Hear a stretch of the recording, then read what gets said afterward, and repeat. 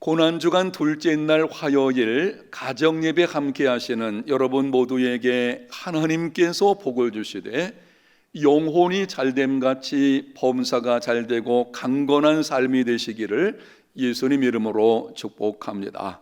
찬송가 150장 함께 부르겠습니다.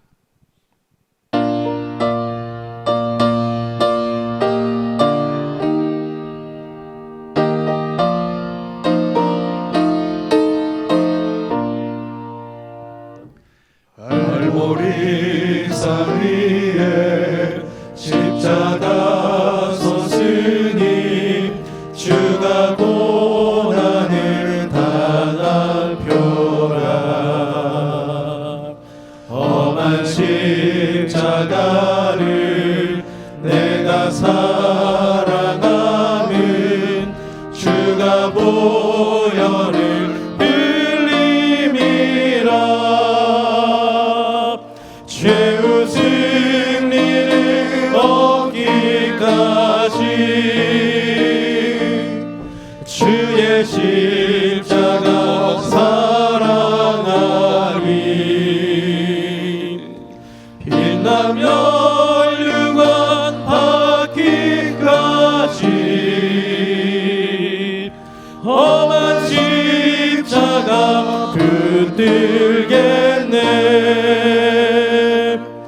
멸시천대 받은 주의 십자가에 나의 마음이 끌리도다. 귀한 어린 양이 세상 다 버리고 험한 십자가 지셨도다. 죄의 승리를 얻기까지 주의 십자가 사랑하리. 빛나며 율관 받기까지 험한 십자가 붙들겠네. 험한 십자가에 주가 흘린 피를 믿는 마음으로 바라보니 나를 용서하고 내 죄 사시려 주가 흘리신 보혈이라. 죄의 승리를 얻기까지 주의 십자가 사랑하리. 빛나며 율관 받기까지 험한 십자가 붙들겠네. 주님 예비하신 나의 보양심에 나를 부르실 그날에는 영광 중에 계신 우리 주와 함께 내가 죽도록 충성하리. 죄의 승리를 얻기까지 주의 십자가 사랑하리. 빛나며 율관 받기까지 험한 십자가 붙들겠네.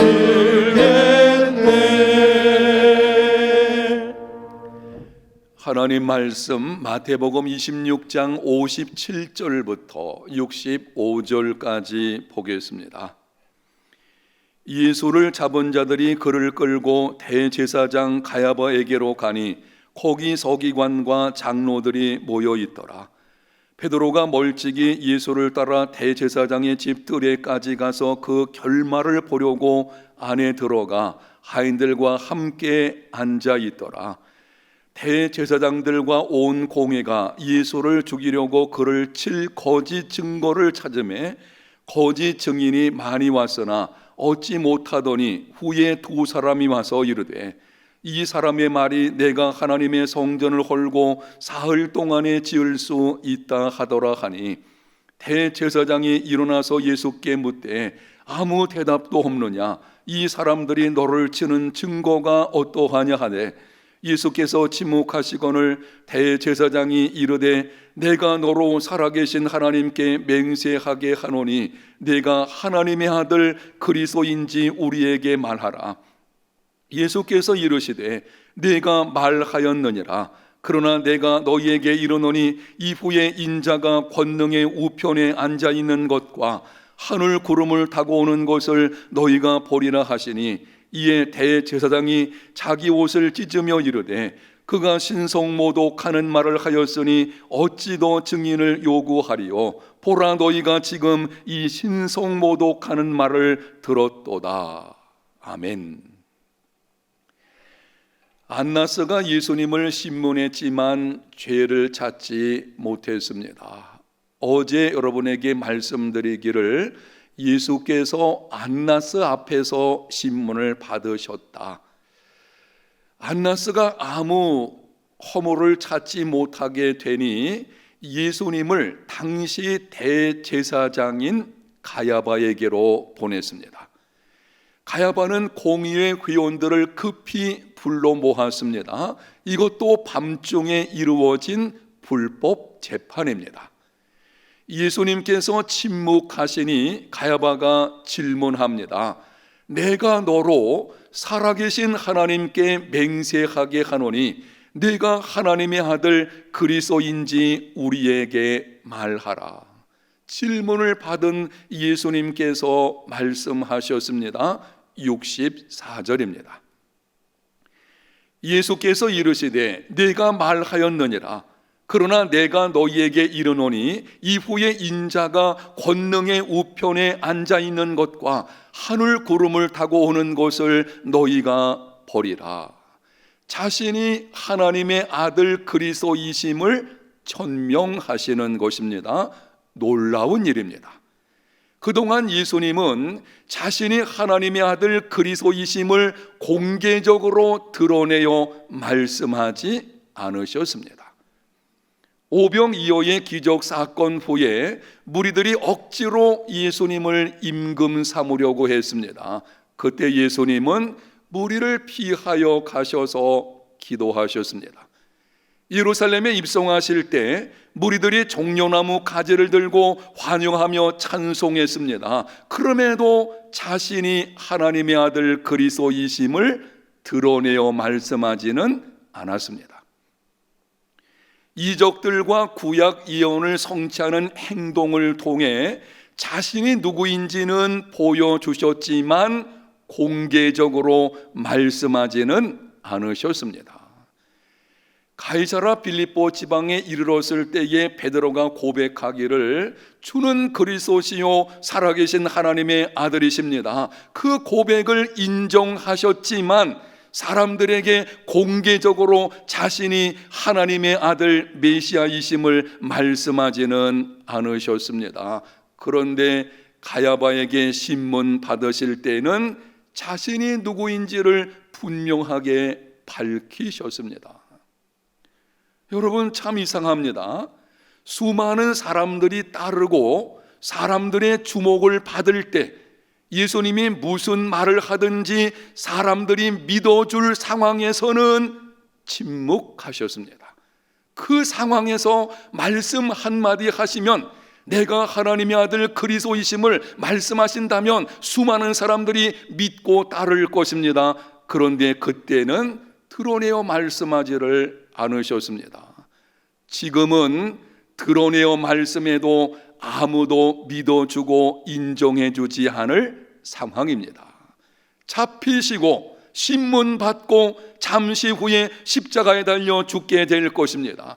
제자들은 모두 도망쳐 버렸습니다. 이 상황에서는 자신이 그리스도임을 말해도 아무도 믿어주지 않을 것입니다. 여러분, 왜 예수님이 그렇게 하신 것입니까? 사람들이 믿어줄 상황에서는 드러내지 않으셨다가 이제는 드러내서 말씀하신다고 해도 사람들이 믿어줄 상황이 아닙니다. 그런데 그때는 자신이 누구인지를 밝히 드러내어 말씀하시는 이유가 무엇입니까? 유명한 신학자 칼 바르트가 이렇게 말했습니다. 종교를 세우게 될 위험이 완전히 지나자 예수는 자신이 메시아 됨을 드러냈다. 아주 중요한 말씀이기 때문에 다시 한번 여러분에게 읽어드리겠습니다. 여러분이 이 말씀의 의미를 생각하시면서 들어보십시오. 종교를 세우게 될 위험이 완전히 지나자 예수는 자신이 메시아 됨을 드러냈다. 당시 제자들과 예수님을 따르던 자들, 예수님의 이적 행하심을 본 자들은 예수님을 정치적인 메시아로 생각했습니다. 예수님을 정치적인 메시아로 생각하는 한 그것은 종교일 뿐입니다. 자신의 필요를 채우기 위해 신을 섬기려는 것, 종교입니다. 예수님은 세상에 또 하나의 종교를 만들기 위해 오신 분이 아니십니다.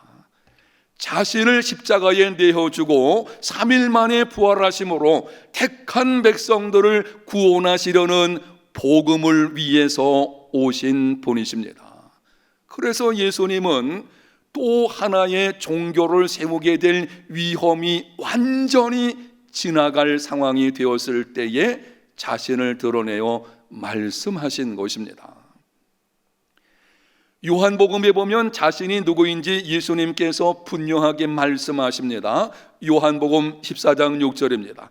예수께서 이르시되 내가 곧 길이요 진리요 생명이니 나로 말미암지 않고는 아버지께로 올 자가 없느니라. 예수님은 신에게로 나아가는 길이 어디 있는지 알려주기 위해 오신 분이 아닙니다. 예수님 자신이 길이십니다. 종교는 신에게로 나아가는 길을 제시합니다. 그러나 복음은 예수 그리스도께서 길 되심을 선포합니다. 예수님은 진리가 무엇인지 단순히 가르쳐 주기 위해 오신 분이 아닙니다. 예수님 자신이 진리이십니다. 종교는 진리가 무엇인지를 단순히 가르칩니다. 그러나 복음은 예수 그리스도께서 진리 되심을 선포합니다. 예수님은 생명 얻는 방법이 무엇인지 제시하기 위해 오신 분이 아닙니다. 예수님 자신이 생명이십니다. 종교는 생명을 얻는 방법이 무엇인지를 제시합니다. 그러나 복음은 예수 그리스도께서 생명 되심을 선포합니다. 종교는 알려주고 가르쳐주고 제시합니다. 모든 것은 나 스스로의 힘으로 해결해야 합니다. 알려준 대로 내가 달려가야 합니다. 가르쳐준 대로 내가 살아내야 합니다. 제시된 생명을 얻기 위해 내가 공로를 쌓아야 합니다. 그러나 복음은 예수께서 길이요 진리요 생명이심을 선포합니다. 내가 할 일은 하나님의 은혜로 믿음으로 말미암아 예수 그리스도를 구세주와 주님으로 영접하기만 하면 됩니다. 예수님을 믿으면 그 길 위에 서게 됩니다. 예수님을 믿으면 진리를 알게 됩니다. 예수님을 믿으면 생명을 얻게 됩니다. 주 예수를 믿으십시오. 한 번은 예수님께서 제자들에게 엄히 말씀하셨습니다. 마태복음 5장 20절입니다.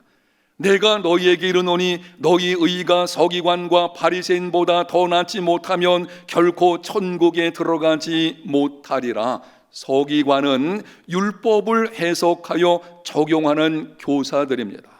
바리새인들은 유대교 안에서 발생한 종교 분파들 가운데 바리새파에 속한 자들입니다. 율법을 엄격하게 준수하고 유대교 전통과 관습을 중시하는 자들이었습니다. 당시 백성들에게 존경받는 사람들이었습니다. 그런데 예수님께서 말씀하십니다. 너희 의가 서기관과 바리새인보다 더 낫지 못하면 천국에 들어가지 못하리라. 그들의 의가 잘못되었다는 것입니다. 그들의 의로는 구원에 이르지 못한다는 것입니다. 서기관과 바리새인들의 의가 어떤 것이기에 그렇게 말씀하시는 것입니까? 서기관들과 바리새인들의 의는 형식적이고 외적이며 비상적인 의입니다. 모양만 있는 의입니다. 내용은 없고 껍데기만 있는 의입니다.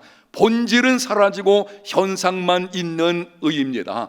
쉽게 말씀을 드리면 그들은 신앙인이 아니고 종교인들 뿐이었습니다. 교회 다니는 자들은 크게 두 종류가 있습니다. 종교인이 있고 신앙인이 있습니다. 성실하게 예배에 참석하고 나름대로 봉사하고 기도 생활하지만 아직까지 예수님을 구세주와 주님으로 영접하지 않은 사람, 신앙인이 아니고 종교인입니다. 심각한 문제 가운데 하나는 예수님을 믿으면서도 종교인처럼 살아가는 사람들이 있다고 하는 것입니다. 옳지 않습니다. 종교인과 신앙인은 큰 차이가 있습니다. 두 가지만 정리해서 말씀을 드립니다. 첫 번째는 종교인은 순종을 통해 용납을 받으려 합니다. 그러나 신앙인은 용납을 받았기 때문에 순종합니다. 종교인들은 종교 행위들을 열심히 해야만 하나님께서 자신을 용납하실 것으로 생각합니다. 그러다 보니 늘 마음에 두려움이 있습니다. 구원을 잃을까 염려합니다. 마음과 삶에 자유가 없습니다. 의무감으로 억지로 순종합니다. 다른 사람과 자신을 비교합니다. 종교적 열심이 부족한 자를 보면 판단하고 정죄합니다. 영적 교만에 사로잡혀 독선적이 됩니다. 그러나 신앙인은 이미 하나님의 은혜로 구원받은 것에 감사하며 기쁨으로 순종합니다.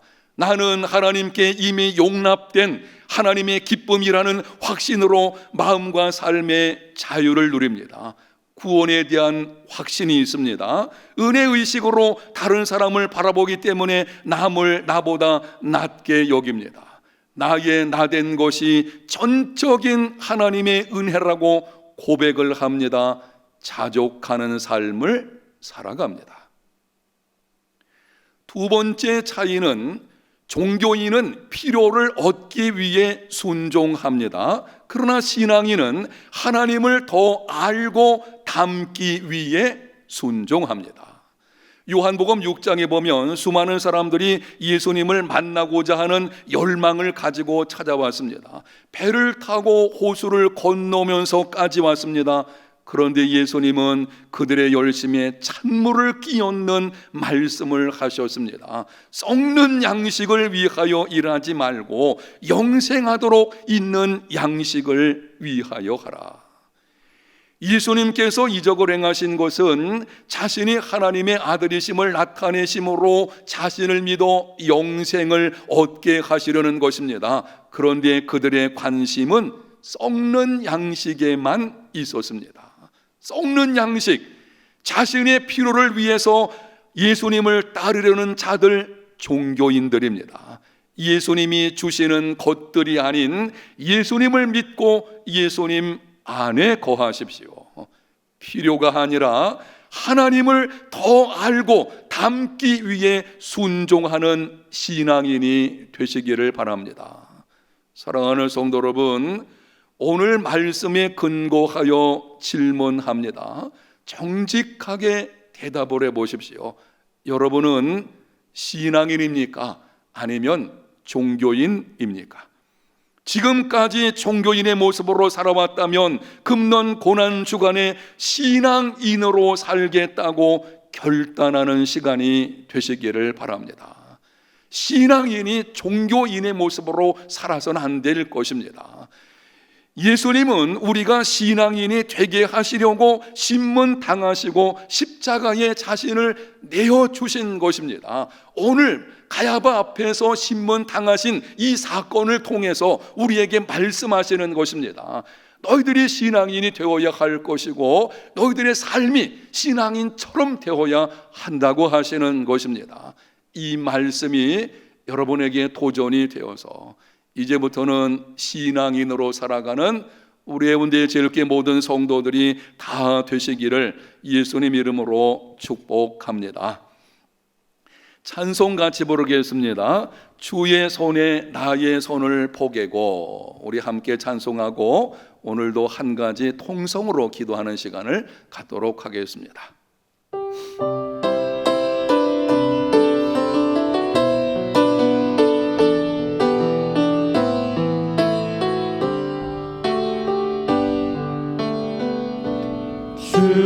주보혈 날 정결케 하고 주보혈 날 자유케 하니 주 앞에 나 예배하는 이 시간 나의 모든 것을 주께 드리네. 주의 손 날 위에 지키셨고 주의 발 날 위에 박히셨으니 이제는 내가 사는 것이 아니요 오직 주를 위해 사는 것이라.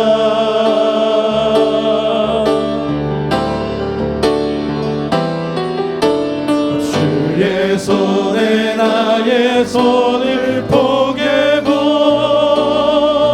또 주의 발에 나의 발을 포개어 나 주와 함께 죽고 또 주와 함께 살리라. 영원토록 주 위에 살리라. 주의 손에 나의 손을 포개고 또 주의 발에 나의 발을 포개어 나 주와 함께 죽고 또 주와 함께 살리라. 영원토록 주 위에 살리라. 주 위에 살리라. 오늘은 우리나라 대한민국의 치유와 회복을 위해서 한번 기도하겠습니다. 이렇게 기도하십시다. 최전방에서 수고하는 방역 당국, 의료진, 공무원에게 지치지 않는 체력과 지혜를 주옵소서. 두 번째는 코로나19 확진자들에게 은혜를 베풀어 주사 속히 치유되게 하옵소서. 세 번째, 더 이상 바이러스가 확산되지 않게 하시고 속히 상황이 종결되게 하여 주옵소서. 네 번째는 한국 교회가 지역사회 속에서 치유와 화해자로서의 역할을 감당하게 하옵소서. 다섯 번째는 경제적으로 어려움 당하는 자들에게 재건의 용기를 주시고 회복되게 하여 주시옵소서. 오늘 이 기도 제목 가지고 우리 통성으로 같이 한번 기도하는 시간을 갖겠습니다. 하나님 아버지, 은혜를 베풀어 주시기를 바랍니다. 하나님의 도우심이 아니면 우리는 감당할 수 없습니다. 하나님의 도우심이 아니면 이 상황 속에서 우리가 받지를 받을 수 없습니다. 은혜를 베풀어 주시기를 바랍니다. 오늘은 우리 대한민국의 치유와 회복을 위해서 간구하고 최전방에서 수고하는 방역당국, 의료진, 공무원에게 지치지 않는 체력과 지혜를 주시기를 바랍니다. 이들의 안전을 지켜주시고 이들의 서로를 따라서 올라와 있는 역사가 은혜가 있게 해주시기를 원합니다. 코로나에 의해서 자들에게 은혜를 베풀어 주시옵소서. 더 이상 바이러스가 확산되지 않게 하여 이 상황이 해결되게 하여 주시기를 원합니다. 여러 가지 어려움으로 시원하는 사람들이 많은 가운데 하나님 아버지 이 땅에 코로나 상황들이 해결되시고 은혜를 베풀어 주시기를 원합니다. 한국교회가